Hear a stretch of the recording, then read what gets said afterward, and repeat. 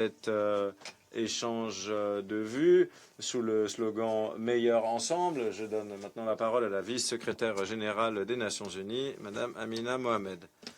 Merci, Annalina, Excellence. Mesdames et messieurs, chers collègues de la société civile, je vous remercie, Madame la Présidente, d'avoir organisé cette réunion très importante qui fait fond sur la réunion qui s'est tenue plus tôt ce matin. Nous avons eu des échanges avec nos parties prenantes clés. Il y a près de 2 ans, ici même, les États membres ont adopté le pacte pour l'avenir. Et aujourd'hui, j'aimerais vous faire part de là où nous en sommes concernant les engagements pris, à quel point nous avons mis en œuvre le pacte et ce qu'il nous reste à faire, la distance qui nous reste à couvrir. Alors, concernant le contexte, les pays font face à un panorama extrêmement complexe, pression de la dette, conflits, effet des changements climatiques, baisse des ressources affectées au développement durable. Chaque nouveau choc, chaque nouveau vous frappe avant que vous n'ayez récupéré du dernier. En 6 ans, il y a une pandémie, une guerre en Europe, une nouvelle crise dans le détroit d'Ormuz qui fait baisser l'approvisionnement en aliments, en énergie et en engrais. Et les ODD restent notre référence. Et le pacte pour l'avenir, c'est notre boussole politique. L'initiative ONU 80, c'est la manière dont on peut équiper l'ONU pour avoir de meilleurs résultats sur les 2 fronts. Donc, quel est le bilan? Je vais vous parler des engagements du pacte et commencer par les financements, les moyens de mise en œuvre. Les banques multinationales de développement trouvent des moyens de prêter davantage que le capital dont elle dispose. C'est une capacité de prêt de 7 milliards de dollars de plus, de 700 milliards de plus. Et il y a également des mécanismes du FMI qui sont en cours. Alors, concernant les progrès eux-mêmes, le groupe d'experts de haut niveau désigné par le secrétaire général a fait une proposition pour aller au-delà du PIB en une seule année et prendre en compte les dimensions économiques, sociales, du développement et le processus intergouvernemental devra y donner suite. Concernant nos institutions, l'examen de l'ECOSOC, du Forum politique de haut niveau, font que tous ces organes restent équipés.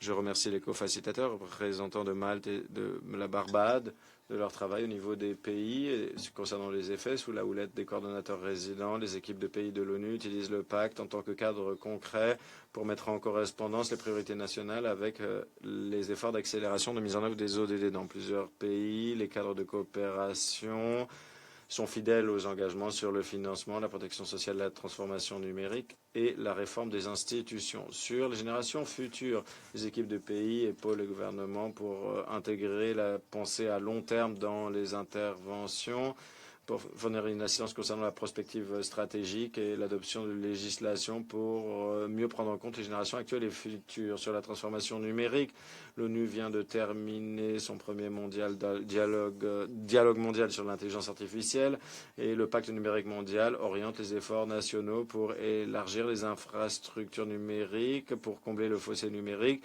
et faire en sorte que les nouvelles technologies fonctionnent pour tout le monde. Enfin, le dispositif fonctionne, le pacte pour l'avenir est en place et il marche. C'est là que l'initiative ONU 80 intervient. Le but est simple. L'ONU doit être mieux équipée pour vous soutenir, pour que les engagements puissent se traduire en résultats sur le terrain, des résultats visibles, crédibles et adaptés à vos priorités nationales, y compris celles que vous avez fixées dans vos examens nationaux volontaires. Dans la pratique, cela signifie un système de coordonnateurs résidents bien plus robuste, les équipes de pays jouent un rôle essentiel et ont une expertise concernant les besoins des pays. Il y a une meilleure utilisation des données, de la prospective, de l'expertise, le fait d'éliminer les processus et les mandats qui se chevauchent et qui imposent un lourd fardeau à vos gouvernements. Tout cela concerne une meilleure mise en œuvre et un meilleur soutien à vous concernant vos priorités nationales.